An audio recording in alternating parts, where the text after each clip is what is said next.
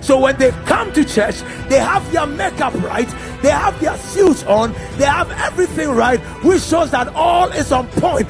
But beneath that, there is that false accusation. Beneath that is adultery, is fornication. They come to church, form of godliness. They speak in tongues, form of godliness. They prophesy, form of godliness. They sing well, form of godliness. Because when you have a form of godliness, people don't know what is underneath what you are and what you do, because the form of godliness simply means what you do is covering who you really are. I had a suit on, a form of godliness, but when you take off the suit, you find out that the shirt is torn, because until you lift the suit off, there are things about you that people will not know. We are the form of godliness.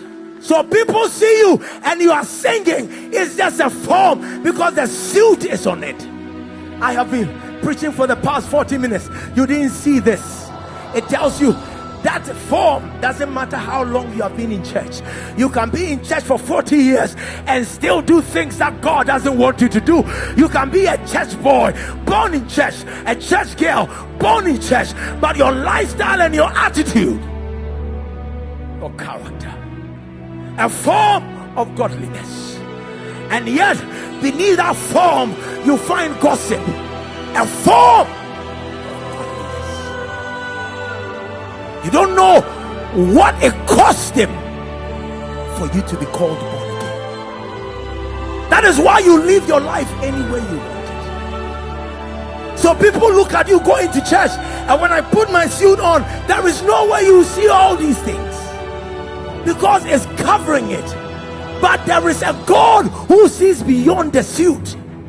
That is what I want you to know, that it is not what you are painting to the world, it is not what you are selling to the world, but God sees the hearts and the intents of your heart.